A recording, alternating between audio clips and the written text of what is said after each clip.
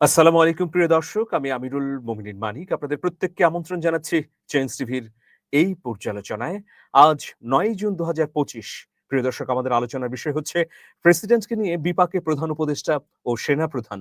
একটা প্রশ্নবোধক আছে। দর্শক, আপনাদের কোনো মতামত বা প্রশ্ন থাকলে অবশ্যই ইউটিউবের কমেন্ট বক্সে গিয়ে লিখুন। এই আলোচনার ভেতরে প্রবেশ করার আগে একটা ভিডিওর অংশবিশেষ আপনাদেরকে দেখাতে চাই। প্রধান উপদেষ্টা সম্পর্কে নাগরিক ঐক্যের চেয়ারম্যান মাহমুদুর রহমান মন্তব্য করেছেন। সেই মন্তব্যের চুম্বক অংশ আপনারা শুনুন। উনি কোনো ব্যাখ্যা দেননি এবং ডক্টর মোহাম্মদ ইউনূস কোনো জবাবদিহি করেন না।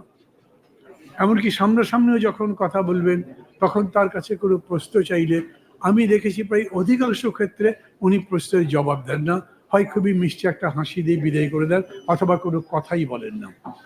এটার একটা সমস্যা হচ্ছে, আমরা যে সংলাপের কথা বলি, সংলাপ এখন বলা হচ্ছে মূল যে ব্যক্তি তার সাথে আমাদের প্র্যাকটিক্যালি কোনো সংলাপ কখনো হয় না। ৪ বার এবং গতকালকে যদি ধরেন তাহলে ৫ বার উনি সব রাজনৈতিক দলগুলোকে ডেকেছেন কথা বলবার জন্য, এবং প্রায় প্রত্যেকটা বৈঠকের শুরুতেই উনি বলেছেন উনি খুবই ভালো ফিল করেন যখন উনি এই বৈঠকের সামনে পড়েন।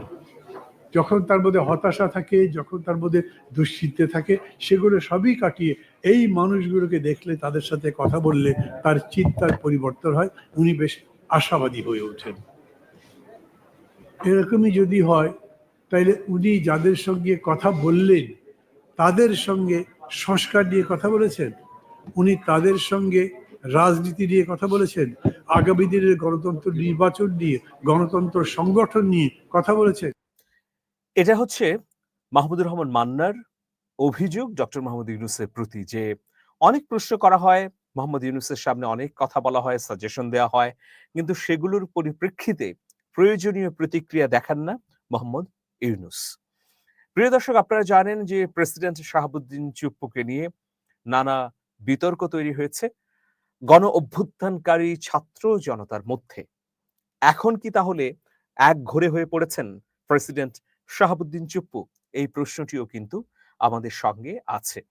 আমরা ইন্টারনেট ঘেঁটে গুগল করে যে তথ্যটি পেলাম সেটি হচ্ছে যে রাষ্ট্রপতির সঙ্গে সেনাপ্রধান সর্বশেষ কবে সাক্ষাৎ করেছেন।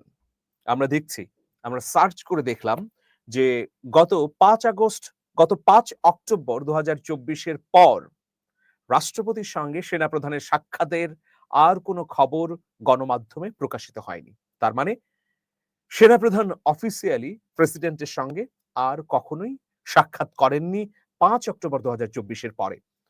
আমরা সাধারণভাবে জানি যে সেনাপ্রধান যখন বহির্বিশ্বের কোনো রাষ্ট্রে যান, সফর করেন বা যৌথ বৈঠকে অংশগ্রহণ করেন, গুরুত্বপূর্ণ সভা সেমিনারে অংশ নেন, এরপর দেশে ফিরে প্রেসিডেন্টের সঙ্গে সাক্ষাৎ করেন।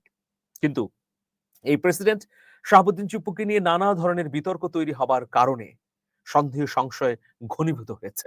ফলে আমরা যা দেখছি বা দৃশ্যমান হচ্ছে যে সেনাপ্রধান জেনারেল ওয়াকারুজ্জামান তিনিও বিদেশ সফর শেষে প্রধান উপদেষ্টা ডক্টর মোহাম্মদ ইউনূসের সঙ্গে দেখা করলেও প্রেসিডেন্ট শাহাবুদ্দিন চুপ্পুর সঙ্গে দেখা করছেন না। এখন একটু দেখতে চাই যে প্রধান উপদেষ্টা বিদেশ সফর শেষে তিনি কি কখনোই প্রেসিডেন্ট শাহাবুদ্দিন চুপ্পুর সঙ্গে দেখা করেছেন? আমরা রাজনৈতিক সরকারের সময়ে দেখি যে প্রধানমন্ত্রী যখন বিদেশ সফর যান, এরপরে যখন ফিরে আসেন, সেই বিদেশ সফরের বিষয়াবলী তুলে ধরবার জন্যে একটা আলংকারিকভাবে হলেও তিনি প্রেসিডেন্টের সঙ্গে দেখা করেন। যদিও বাংলাদেশের শাসন ব্যবস্থায় প্রেসিডেন্ট হচ্ছে নখদন্তবিহীন একজন বাঘ। তারপরেও গণতান্ত্রিক বা রাষ্ট্রতান্ত্রিক সৌন্দর্যের জন্যে সরকারের সর্বময় ক্ষমতার অধিকারী প্রধানমন্ত্রী সবসময় বিদেশ সফর শেষে রাষ্ট্রপতির সঙ্গে দেখা করেন। তো চলুন আমরা দেখে নিতে চাই যে আমাদের প্রধান উপদেষ্টা ডক্টর মোহাম্মদ ইউনূস, তার সঙ্গে প্রেসিডেন্ট শাহাবুদ্দিন চুপ্পুর সম্পর্কের কি অবস্থা। ডক্টর মোহাম্মদ ইউনূস মোটা দাগে প্রেসিডেন্ট চুপ্পুর ব্যাপারে নেতিবাচক বিভিন্ন তথ্যসূত্র এটা নিশ্চিত করেছে।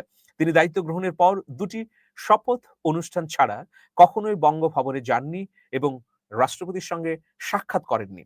এমনকি বিদেশ থেকে ফিরে প্রধান উপদেষ্টা রাষ্ট্রপতির সঙ্গে সৌজন্য সাক্ষাৎ করার যে রীতি রেওয়াজ চালু আছে সেটিও তিনি উপেক্ষা করেছেন।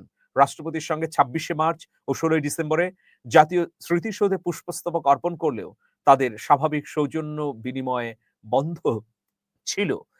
সাংবাদিকদের মধ্যে যারা এই দুটো দিবস কাভার করেছেন তারা বলেছেন যে প্রধান উপদেষ্টা প্রেসিডেন্টের সঙ্গে কথা বলেননি, প্রেসিডেন্টও প্রধান উপদেষ্টার সঙ্গে কোনো কথা বলেননি। এমনকি গত ঈদে প্রধান উপদেষ্টার আপত্তির কারণে শেষ পর্যন্ত রাষ্ট্রপতি জাতীয় ঈদগাহ ময়দানে নামাজ আদায় করতে চাননি। অর্থাৎ বর্তমানে দেশের রাষ্ট্রপ্রধান থেকেও তিনি নেই। তিনি অকার্যকর অবস্থায় আছেন আর এই সুযোগটি নিতে চায় কোনো মহল, এমনও আশঙ্কা করেছে কোনো বলয়, প্রিয় দর্শক।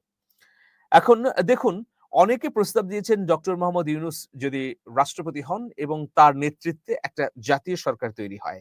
এই জাতীয় সরকারের ব্যাপারে কিন্তু সুস্পষ্টভাবেই বিএনপি বিরোধী অবস্থানে নিয়েছে। বিএনপি নেতারা মনে করছেন যে এরকম উদ্যোগ নেওয়া হলে জনগণ ক্ষুব্ধ হয়ে উঠবে, আবার নতুন করে স্বৈরাচার বিরোধী আন্দোলন শুরু করতে হবে।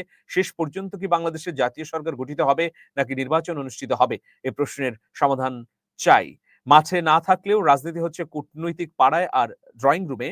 এদেশের জনগণের ভাগ্য নির্ধারণে আর তাদের কোনো নিয়ন্ত্রণ নেই। পর্দার আড়ালে অনেক কিছু হচ্ছে, পর্দার আড়ালে বাংলাদেশের রাজনীতির গতিপথ পাল্টিয়ে দেওয়া হচ্ছে বলেও বিএনপির পক্ষ থেকে অভিযোগ করা হচ্ছে। প্রিয় দর্শক, এইরকম পরিস্থিতিতে আসলে কি হচ্ছে? আমরা যদি প্রেসিডেন্টকে সামনে রাখি, যে প্রেসিডেন্ট কি তার মেয়াদ পূর্ণ করবে? অর্থাৎ নির্বাচিত সরকার আসার পরেও তিনি কি প্রেসিডেন্ট থাকবেন? নির্বাচনের মাধ্যমে যে সরকারি ক্ষমতায় আসুক সেই সরকার কি তাদের ব্যক্তিবর্গ ছাড়া আওয়ামী লীগের এই নির্ধারিত নির্বাচিত প্রেসিডেন্ট চুপ্পুকে রাখবে? এটা কিন্তু একটা বড় ধরনের প্রশ্ন। তবে অনেকে মনে করেন যে নির্বাচন হলে সংকট কেটে যাবে।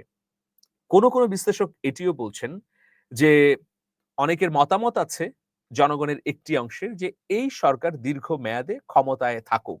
কারণ এই সরকার যেহেতু কোনো রাজনৈতিক সরকার নয়, সুতরাং ঘুষ, দুর্নীতি, অপশাসন বন্ধ করতে এর চেয়ে আর কেউ পারঙ্গমতা দেখাবে না। কিন্তু এটিও তো বিবেচনায় রাখা প্রয়োজন যে গত ১০ মাসে সরকারের প্রতি জনগণের নিরঙ্কুশ সমর্থন থাকলেও কাঙ্ক্ষিত সফলতা দৃশ্যমান হয়নি। ফলে যেসব রাজনৈতিক দল নির্বাচনের জন্যে অনেকটাই তড়িঘড়ি করছে, তাদের পক্ষেও কিছু যুক্তি চলে যাচ্ছে।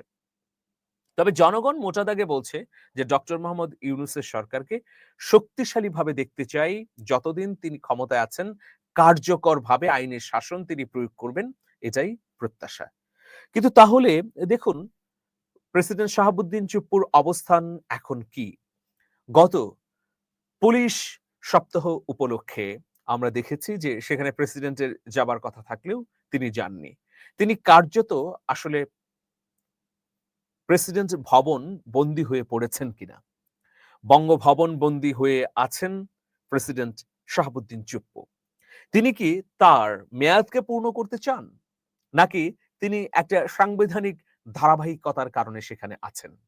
এ নিয়েও অভ্যুত্থানকারী ছাত্র জনতার পক্ষ থেকে নানা ধরনের প্রশ্ন উত্থাপন করা হচ্ছে। তবে আগামী নির্বাচন সম্পন্ন হওয়ার পর তার অবস্থান কি হবে সেটি দৃশ্যমান হবে তখনই।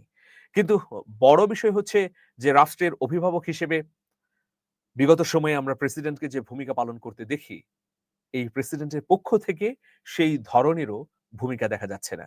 বিভিন্ন দিবস উপলক্ষে সরকারি যে ক্রোড়পত্র বের হচ্ছে, সেখানে কেবলমাত্র তিনি বাণী দিচ্ছেন। কিন্তু তিনি যদি গণ অভ্যুত্থানের পক্ষে নিজের অবস্থানকে পরিষ্কার করতেন, তাহলেও সেটা ছাত্র জনতার মনে অনুপ্রেরণার আলো যোগাতো। অতএব অবিলম্বে রাষ্ট্রের প্রয়োজনে রাষ্ট্রের পক্ষ থেকে প্রেসিডেন্টের অবস্থানকে স্পষ্ট করা প্রয়োজন। প্রিয় দর্শক, আমার হাতে এখন পর্যন্ত এটুকুই ছিল। প্রেসিডেন্ট শাহাবুদ্দিন চুপ্পুকে নিয়ে ধোঁয়াশা কেটে যাক। প্রধান উপদেষ্টা, সেনাবাহিনী প্রধান বা রাষ্ট্রের অন্যান্য অঙ্গের গুরুত্বপূর্ণ ব্যক্তিবর্গের সঙ্গে রাষ্ট্রের প্রয়োজনেই প্রেসিডেন্টের একটা সমন্বয় থাকুক। যদি এই প্রেসিডেন্টকে জনগণ মেনে না নেয়, তাহলে নতুন প্রেসিডেন্ট নির্ধারণ করা হোক। সেই দাবিও কিন্তু রয়েছে। তবে সাংবিধানিক নানা ধরনের বাধ্যবাধকতা আছে, যেগুলো প্রতিবন্ধকতা হিসেবে কাজ করছেন বলে কেউ আবার মন্তব্যও করছেন। প্রিয় দর্শক, আপনাদের অভিমত কি?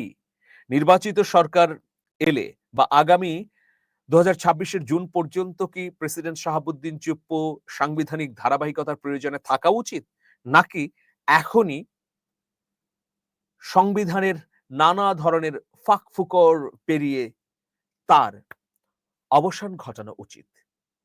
এ বিষয়ে আপনাদের মতামত আমরা জানতে চাই। তবে গণতান্ত্রিক রাষ্ট্র ব্যবস্থায় প্রত্যেক ব্যক্তির আগমন এবং প্রস্থানের একটা সৌন্দর্য রয়েছে। প্রেসিডেন্ট তিনি যেই ব্যক্তি হন না কেন, এখন বাংলাদেশের রাষ্ট্র কাঠামোর মধ্যে তিনি সর্বোচ্চ অভিভাবক। সুতরাং ব্যক্তি হিসেবে নয়, পদ হিসেবে তিনি যে সম্মান পাবেন, সেই সম্মানটুকু কি জনগণ দেবে? এই প্রশ্নও আমি ছুড়ে দিলাম। সবাই ভালো থাকবেন। শুভেচ্ছা নিরন্তর। আল্লাহ হাফেজ।